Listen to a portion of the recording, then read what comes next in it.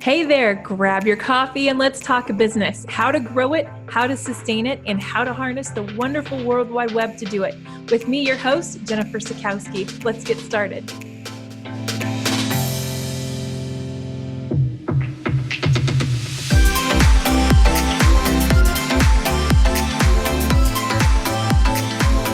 Hello, welcome to a brand new episode of Rainy Day Talks podcast with your host, Jennifer Sikowski, and I am here with a special guest, Mr. Johnny Flash. Welcome.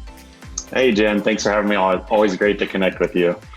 Thank you. You know what? I'm just going to go ahead and tell the story right even before we get in, because I always say that we're going to be using this as a learning tool. And Mr. Johnny, he is so gracious with his time because this is actually take 2 of recording our podcast. We did this last week, and I realized at the end of it, when I went to hit record, I was actually hitting record and not hitting stop. So lesson to everyone, just start the recording in the beginning of your podcast and let it go. So thank you so much for joining me again, because that is an error that I will not perform again.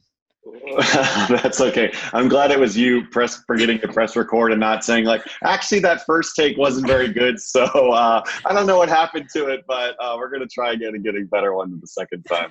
Not at all. That was actually a really great episode. So now hopefully my ability to ask questions and engage with you is even better because now I know the story. So let's talk about who are you and what do you do? Well, I'm John Falke, also known as Johnny Flash. I'm in the Washington, D.C. area. I run a company called Johnny Flash Productions, which is basically a web design and digital marketing agency here just outside the city. And that's kind of what we do. Yeah. And just a little fun fact, I was in an awesome digital marketing web design organization when I first met Johnny. And actually, I have to think back, we met in Philly, kinda. We were at the same event. So can you just give me a rundown? Has anything changed or how's business going since then? It's going great. Well, so I've been doing the company since 2002 or so, but it was part-time while I was working a full-time job. So it was only about just under 4 years ago when I decided to quit my day job and do Johnny Flash Productions full-time. So I think when we met, it was sometime earlier in this 4-year period that we've been in. So it's definitely been a ride and a roller coaster, but it's been a fun adventure as well. So what made you decide to go full-time into your business? Oh, wow. I was working at a church and I was doing creative arts stuff, and our church had grown from about 500 in weekend attendance to about 2,500 in weekend attendance over 11-year period. So crazy. Phenomenal. Those are the types of things you want to happen. It started out as me doing everything with the graphics and the videos and everything. And then soon after we were hiring staff, and I had a designer, web designer, videographer, all these different staff people that were doing it. So we were like an in-house creative agency, and I was doing some projects on the side in the little bit of time that I had, maybe 10, 15 hours a week. But as my kids, I have 4 kids. So as my kids got older, when my days off would be during the week, they started elementary school and stuff. And so we had to work a lot on the weekends because we had 4 services. And so it just got to be kind of to a point for us where it was like, you know what, we need to find something that has a little bit better, schedule, I guess, for, with the kids getting older. And I was coaching their flag football teams and missing their games. And my wife's taking 4 small kids to all this stuff. And it was just it was not what our original plan was, but it was kind of how it had ended up with my schedule at the church and everything. So we just decided to kind of take the plunge. In hindsight, I probably could have worked up to that moment a little bit better because we didn't have any recurring revenue. I actually tried to stay away from recurring revenue because I didn't want to have my few hours per week that I had making website updates and doing little tasks like that. So I was like, I just want to work on new projects. We'll train you how to, update your website and manage it. And then here you go, not good luck with it, but we'll check in 6 months or a year, make sure you haven't totally blown it up, but we didn't really provide like ongoing support or that marketing, that kind of stuff. So it didn't take very long before I realized like something's got to change. Sure, sure. And as you mentioned, recurring revenue, that was a big game changer, right? Because because you grew with your recurring revenue very quickly, if I remember right. Like you went from like none to like a million, maybe not a million, but you know what I mean? Like you wrote, like you quickly gained momentum once you ironed out like what you were going to do for recurring revenue, right? Like what you're packaging. Yeah, I mean, it's like when you like wake up and the paycheck's not coming in automatically anymore. You have to pay for your own benefits, like all these things that us as entrepreneurs have to like navigate, right? It's, stuff that we have to figure out. So I quickly realized like, if I'm just living like project to project, month to month, like this is going to be way too much stress. Mm-hmm. And so kind of early on, maybe like about 6 months into it, I realized, okay, we need to have some products or services that we can sell like with their credit card on file and gets charged automatically. And so I basically like reached out to all the clients that I had done work for over the past 5-10 years. And some of them I hadn't talked to in like several years, or I'd maybe updated their plugins like a year ago or something just to kind of hold them over. And then basically told them I was doing this full time now, wanted to provide better service and really be kind of a support to them, an extension of their team. And, I thought this package would be the best for them, like a monthly kind of care package. And then kind of we did like some, I guess we threw in some like extras for them since they had been our legacy clients. And we said, hey, if you come onto one of our monthly plans, we'll do these 3, 4, 5 things immediately on your website to kind of, some things that we saw or whatever that could be improved. Mm-hmm. And so we got a handful of clients like just right off the bat, onto those monthly plans. When you're doing that, because I think recurring revenue is huge for any business. I think that I off the top of my head, I don't have any example of what would not be a recurring revenue for a product or a company, but I think that there's always that opportunity that you can provide a service to add massive value that allows you to not be hands off, but to position yourself and then allow for you to grow with that recurring revenue. Because as business owners, like you said, there's a lot of stress that comes in with project to project because there's a lot of highs and a lot of lows, and trying to work out those gaps. I know in my own business before I started doing the same, it was crazy because then you're trying to hold back and like save and position. But with recurring revenue, like you can see that starts to even out.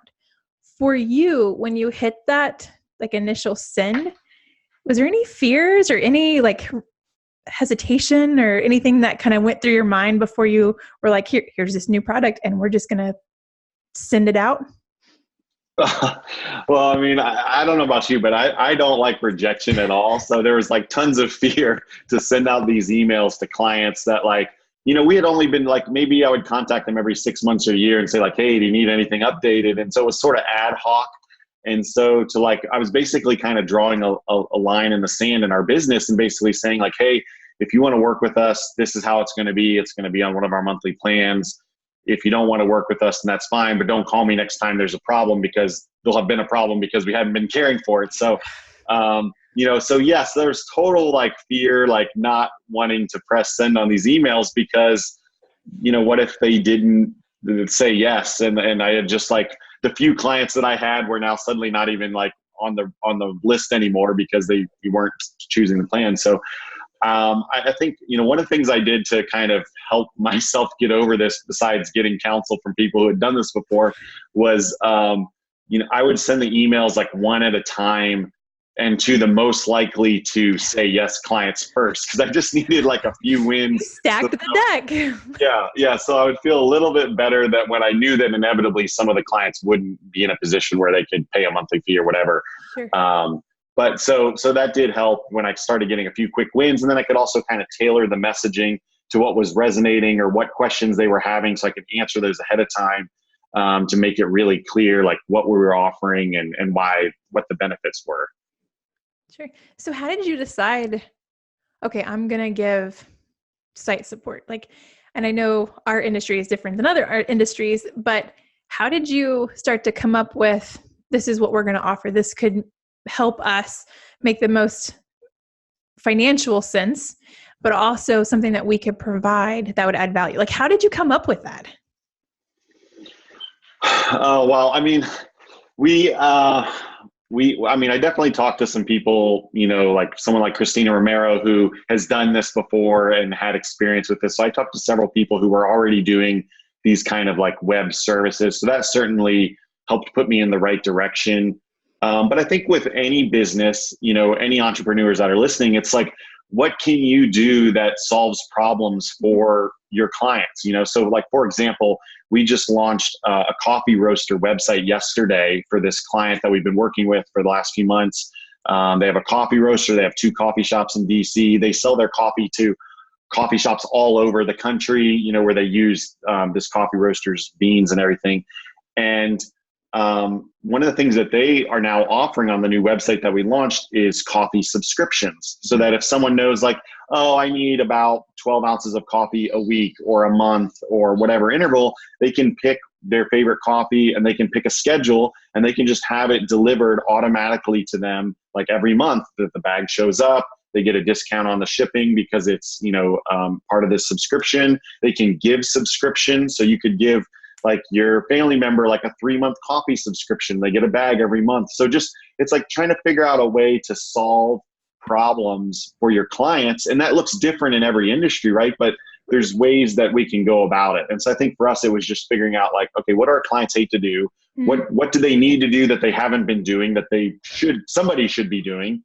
And how can we position our clients best to like do what they love doing and let us do what we're best at, and not have to always be sending them new invoices for things that we're doing and this and that, like just kind of have it all built in.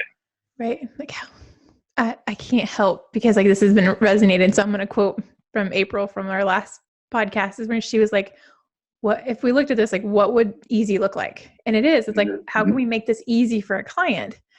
So that's awesome. So once you started, did you hit send and then figure it out? Or did you have a plan in place on how it was going to work? Because, sometimes when I'm talking with especially new business owners, it's like, oh, I've got to have everything perfect and like in order. But there's also the theory of sell it and then create it. So what did you do? If you don't mind to let go of that secret. I think we were somewhere in the middle. I think, we had figured out what our packages were going to be and what price points they were going to be. We had some idea of how we were going to provide some of those services. And then some of those we were still kind of like ironing out which tools or how we would exactly provide it. So I think it was some of both. I'm definitely more of a planner, so it feels more comfortable to me to have the plan in place. But I also realize that I don't want that to be the stumbling block that keeps me from going all the way through with the action, is because I don't have every single piece figured out. So, I think it was kind of in between. And then once we started selling these monthly plans, then we realized, there's other services that our clients need that aren't part of these monthly plans, like maybe email marketing or social media marketing or SEO or other services that we could provide as kind of like add-ons to their base package. To increase the recurring revenue further. And so that's what we've been kind of working on too. And realizing like, we have all these great services now. A lot of our clients don't even realize all these add-on services that we have. And like the best, opportunity that I have in terms of like easy sell, kind of win-win would be I need to go to my clients now and say, hey, we've got these different services. I think this particular thing would really help your business take it to the next level and kind of explore that with them. That's good. That's good. It's like getting him in and having him trust you and then starting to like snowball more service out. That's smart. So would you have any like suggestion, or if somebody was starting out, even if not in our industry, on going down that, okay, how can we provide a service on an ongoing basis that could provide us recurring revenue? Like, where would you say to start? Knowing what you know now, how would you provide some just helpful tips? So I just got back from this conference called the Recurring Revenue Retreat. And it was fantastic. My friend Robert, Christina put this on, and the keynote speaker was Mike Michalowicz. And he was one of those people that I'd heard about for like the last year or two, but had just kind of, I don't know, for whatever reason, I guess it's like one of those things that people talk about it so much, you're kind of tired of hearing it, even though you have no idea what it's about. And so people talked about profit first, profit first, profit first. And like, I'm already fairly like financially savvy or like detailed in that kind of way. So like, I was like, well, we've already, you know, we operate without debt, all these different things. And so it was like, it kind of felt like I didn't need it, or I didn't need to hear it or whatever. And so then so anyways, there's just all this talk, but then finally I was going to this conference and he was going to be the keynote speaker. I was like, well, I guess I should read something that he's written. He's written lots of books. And someone had mentioned this book called The Pumpkin Plan. And so I just finished that recently. And it's by Mike Michalowicz. And so part of what he talked about at the conference, because he has a new book called Clockwork and stuff, which is on my reading list now. But, you know, he was talking about how one of the things that we can do is just go talk to our best clients and figure out what problems they have, what challenges they have in their industry, and figure out how we can solve them. And he really talks about even, you know, who are your top 20% of your clients, and really focus on those clients in terms of like solving their particular need, not all of your clients, like your top 20%. How can you really go above and beyond and solve problems for them? And so that's really got me thinking like, okay, so we've identified our top 20% clients. Like we have a private list in our Slack channel for my team, you know, with who those clients are. And it's not necessarily like, it could be revenue as the reason that they're one of your top clients, or it could be other metrics, right? Like they always pay on time, they respect your authority, you know, they refer other people to you. Like there could be all kinds of different ways that you could determine who your top 20 clients are. And one of the questions that he asks in the book is, if you were stranded on an island, you know, with your top clients, like, or with your clients, let's just say your clients, like, would you want to be stuck on a deserted island with them? You know, like, are these people that you'd want to hang out with and would enjoy it? Or are these the people that are like calling you in the middle of the night and like, you know, always pointing out the problems and different things? Or are these like people that you love to be around? And so that's really got us thinking like, okay, who are our top clients? Who would we want to be stuck on a desert island with? You know, and how can we serve them better? That's good. I mean, boom, we're done. No, I'm just kidding. That's great. Because I know from the conversations that I've had, it's okay, Jen, that's a great idea. Where do I start? So I think you just solved that. Yeah. So, I mean, for us, it's like, if those top clients, now we don't tell them they're a top client, right? We don't say like, oh, because you're a VIP, we're going to do this. And then we don't say to the other client, because you're not one of our VIPs, we're going to do this, right? This is all internal stuff. Right. We really want to wow those top 20% clients. Because if we do that, those are the people we want to work with. They're going to refer their friends, because they're going to, you won't believe the care that they're getting, you know, that we're getting from Johnny Flash. Like they refer their friends. That's what we want, right? We want our best clients referring more best clients to us. And so I think it's small things like, you know, when their tickets come in, let's make sure we get them solved first, or move them to the front of the queue so they get solved quickly. Maybe we had one client send in an email. It was like one of our top clients sent in an email and was like, hey, I know we're over our support time, and I totally respect that and our agreement and everything. We have a higher volume kind of leading up to the school year. Is there any possible way that we could just have a little bit of extra time like this month and next month? And this would be total grace on your part. And I know that we don't use a lot of our time the rest of the year or whatever, but like just wanted to ask. And it was like, so the way they even asked was like very gracious. It was like not assuming and everything. And after I had just thinking about all the stuff, I'm like, they're one of our top clients. Like this is our opportunity to like go above and beyond and not try to like charge them more or whatever, because they're already paying us a lot of money, and just like handle this for them so that when they look back at this 6 months from now, when they have no requests for us and they're like, why are we paying this? It's like, oh, because they're really on our team. They really care about our outcomes. Like we don't want to lose them, you know, and so that they value us that much. Sure. That's huge. So, and I'm going to switch gears on you, because I just thought, like you mentioned something and I'm like, I didn't even ask. So along with your recurring revenue and kind of systemizing some of your processes and ironing out that, you also have a side niche or a focus as well, right? Can you talk a little bit about that niche and like what it has impacted on focusing in on that area as well? So almost like having like those two core areas of services. Yeah, so about half of our clients are in the church space. Obviously, I was on staff at a church for 11 years. I have a lot of church connections. I would speak at conferences and do workshops for other churches on kind of what was working for us as a church with all of our growth and everything. So I kind of have, a little more, I guess, authority in that space. I even too much information, but I went to seminary and all that stuff and, got ordained and all those things. So I really understand how churches work. And so, probably about half our clients are churches or, some kind of nonprofit, that's doing good. And so, that's one area that like we try to speak to a lot. So we have different emails that will go to like follow up with our church clients versus like business clients. We have, different language that we use. Churches take longer to usually make a decision because they've got maybe a board or elders or some kind of leadership structure that doesn't just allow one person to just kind of be like, okay, we're going to sign and, do this $10,000 project or whatever. The sales cycle is a little bit longer. So those are all things that we know kind of going into it, what tools they're going to tend to already be working with, whether it's like a church content management system or a giving platform that they're going to want to integrate into their website or their marketing and stuff. And so we've really tried to help churches, as many ways as we can. We have extra websites we have a church communication training program. That's a 6 weeks program that church communication leaders can go through. We give free resources to church leaders for sermons that they can like work a graphic or video into their sermon content.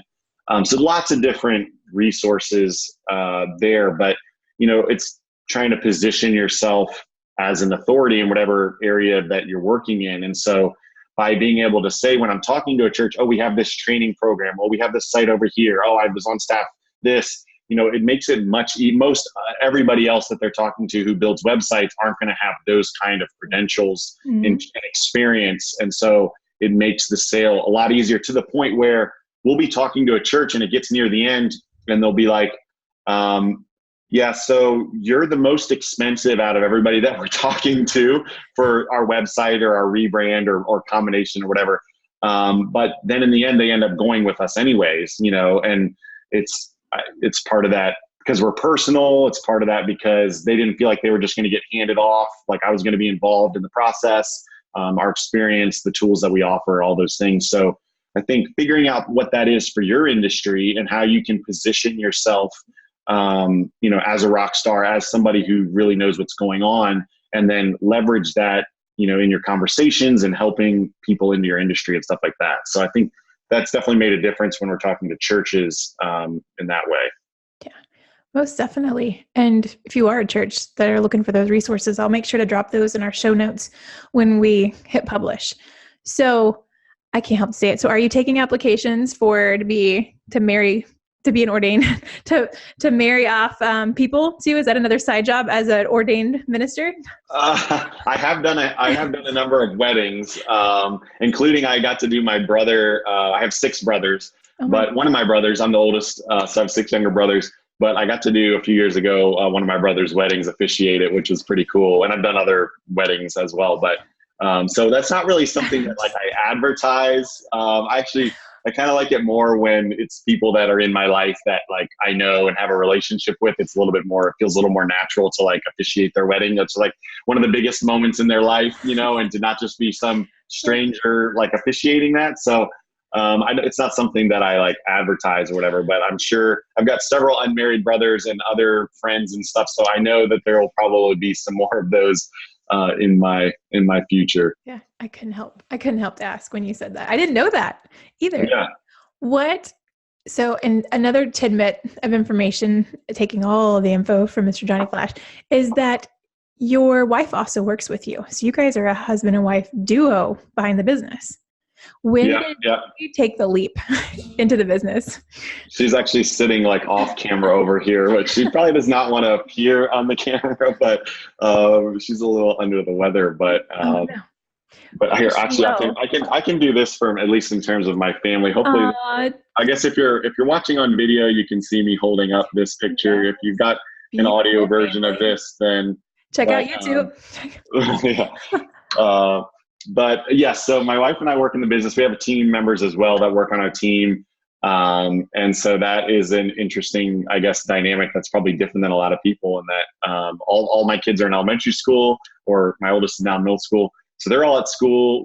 We work out of the house. Our team members all log into Slack and we talk, in real time, but, they work remotely and stuff. And so, yeah, it's totally different. And I guess probably the most unique of that is like working basically full time with your spouse.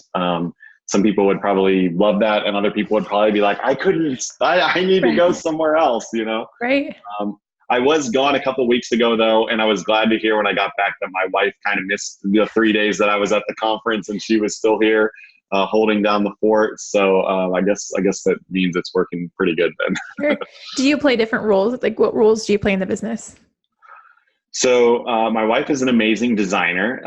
She all kinds of design, really. She does logos, branding, graphic design, interior design, and she does social media and stuff as well. So she's just like, she makes everything look pretty and look really great and match and coordinate and, be thoughtful and all those things. I do more of the web design, digital marketing stuff. And I'm really doing a lot of the sales because our other team members will handle like some of the website build stuff and the website support. They're on Slack right now solving problems while I'm chatting with you, kind of thing. So we have different roles. Some of our clients are the same, like, she'll do the brand and I'll build the website with the team. Other of them, they'll be just her client that she's doing stuff for, or maybe it's just a website that the team's building and that she's not involved with. So, but yeah, so we kind of have our different skill sets, I guess. Sure. So as a boss, because I think one of the questions I always ask all of our guests is not only what fears that you might have to overcome or what some of the key impacts in business that either you've overcome or implemented that has excelled you to success. How do you start your morning? Are you a routine person? Because what we find is that most usually are the ones that get up and they have a set things that they have to have done before they start their day. Are you one of those? I guess I have to be now because I have to come up with one on the fly, or else I'm just kidding. Yeah, I mean, I'm an early bird. I get up early, usually by like 5:30.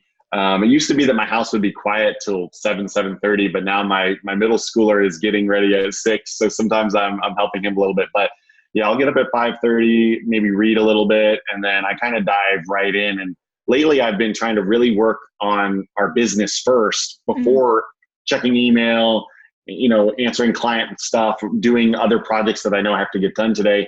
Because if I don't do it like first, then there's too many other things coming in that I just won't get back to it. So like this morning I was writing an email sequence for follow-up to just kind of automate all of that so that I wasn't kind of manually doing it. And so I was just working on the business. It was our own stuff that I was working on, not like a client request. So I've been trying to do that first thing for like an hour or two.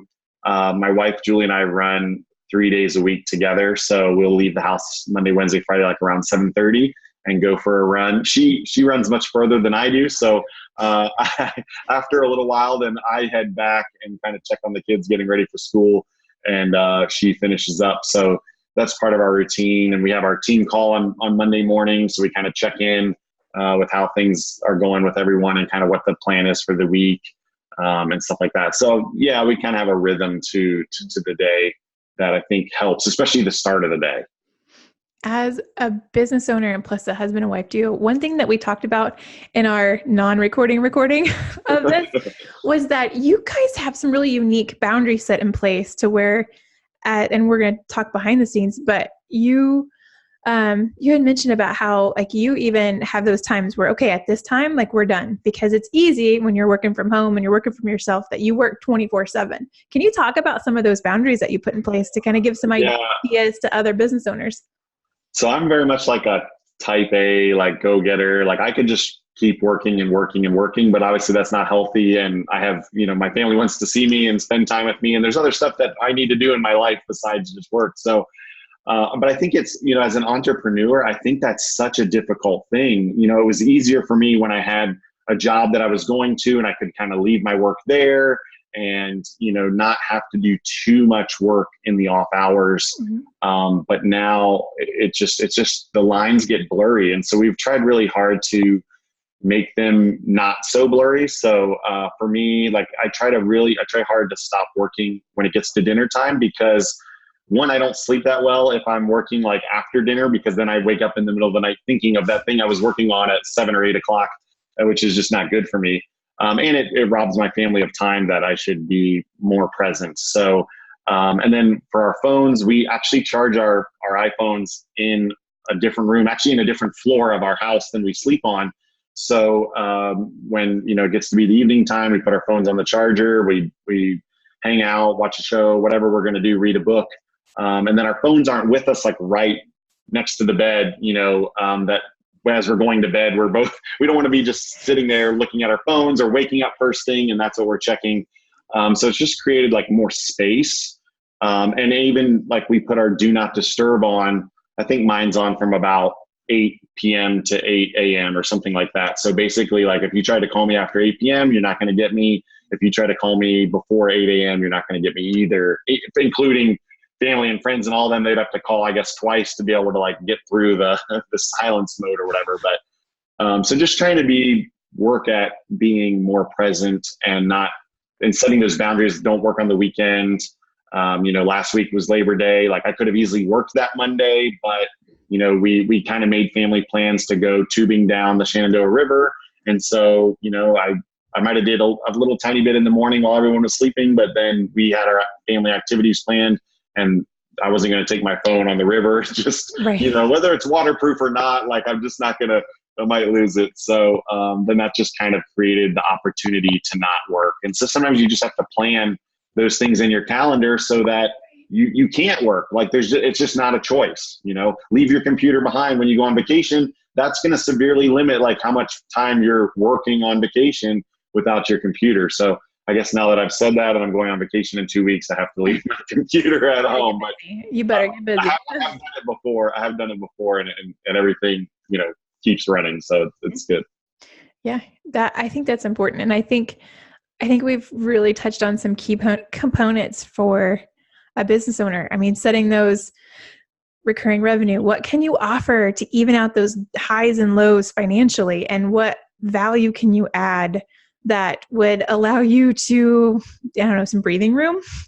And then you talked about also like the creating space and the boundaries on how you shut off, because I think because I know for me too, I could sit down and I could work. Like today is one of the days where my husband's picking up kids and I'm like, okay, this is my day. I'm going to crank out all the things until dinner time and then I got to let it go. So, but adding those values or the boundaries in place. Wow. Yeah. I think that's been so helpful. And I hope that if anyone is listening, that one, if you're a church and looking for more resources, that you definitely check out the show notes, because we'll be dropping those in. Can you go ahead and tell me what those sites are? Sure. Yeah. Our Johnny Flash Productions is at johnnyflash.com. It's JOHNNYFLASH.com. And then amplifiedimpact.org is our church communication training program, and openresources.org is where we have free church sermon media for church leaders. So good. So good. And then obviously I'll put your main website in at johnnyflash.com. So if you have any questions or just want to check out the sites that you do, and kudos to your wife, because they are beautiful. Like, I love it. I love the touches that you guys do. And I don't know who put the sticky note on the monitor that says Spark Joy. That is brilliant. That is yes. I think my wife inspired the idea of like, let's, that's something that she's more into. And so I was like, that sounds awesome. So we put that on there. I love it. Just those personal touches are awesome. And then, but my last final nugget, you said that you're reading and you're a reader. So what book are you reading right now? I just started Clockwork because we got it for free at the conference. They gave us that copy. I got a picture with Mike and he signed it. And he said, make your business run like clockwork. And so I'm really, trying to press into that. I'm going on vacation in 2 weeks. I already told the team, like, and I want to work up to more than just 1 week being gone. But I think, I don't know, I think the challenge for us as leaders, as entrepreneurs, is that like we feel like the business can't run without us. And a lot of times we set it up that way because, we have this superhero syndrome that Mike talks about in some of his books, where we like being needed. We like having the answers. We like being able to solve the problems. And it makes us feel good, but it also doesn't, it keeps our business from running like clockwork. And so really trying to force myself to take longer and longer periods, start with just, if you work on the weekend, start with the weekend and just don't check your phone, don't check your email, don't do any work, maybe extend that to a 3-day weekend, you work your way up to a week. And it's good because you'll see what breaks, you'll see where things need to be fixed and how you can really, make your business run smoother and without you needing to do everything. That's so good. And let's be honest, like if we would stop being in it and actually start working on the business to build the business, we'd probably be in a whole different, not only financial, but also like the type of clients, it would just be better.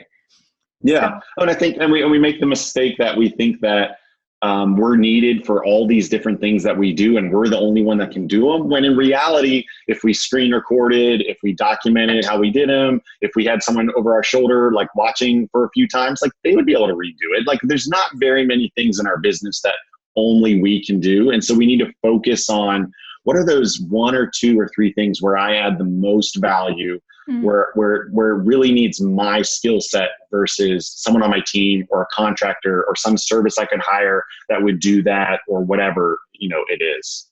Yeah. Yeah. And let's be honest, like having a team is so much more fun. Yeah. Cause you have a team you had mentioned, right? Who all do you have on your team? So it's myself, my wife, Julie, and then we have Alexis is on our team. She kind of is the face of the ticket desk in terms of getting those responses and dealing with them. And then we have Jairo, who's more of like a front end developer. And then we have some other contractors that we use sort of as needed in terms of like writing or photography or video or, back end development if there's like a really custom thing that we have to do. So we're kind of a team of like 4+, I guess you could say. Sure. Doing big things, right? And making a huge impact. Well, I can't thank you enough for spending not one time, but twice with me on to get this podcast recorded, because it has been a pleasure getting to know you and your business and just your wealth of knowledge, especially with recurring revenue. I feel like if all businesses could figure out that one thing, it would make a huge impact on not only their business, but their lives. So thank you for sharing that. And once again, definitely check out johnnyflash.com. And if you find this helpful and you would please take a screenshot of Rainy Day Talks podcast and tag us in it, we would love to hear your feedback. Johnny, thank you so much. Thanks, Jen. A huge thank you to Mark at Mark Levander Productions for sponsoring season 1 of Rainy Day Talks podcast. I'm very particular who we partner with, and Mark was a no-brainer. Mark does all of our video editing and puts all of the components and pieces together for our YouTube channel and podcast. If you are looking to publish your own YouTube series, podcast, or need photography work, please contact Mark through marklevanderproductions.com.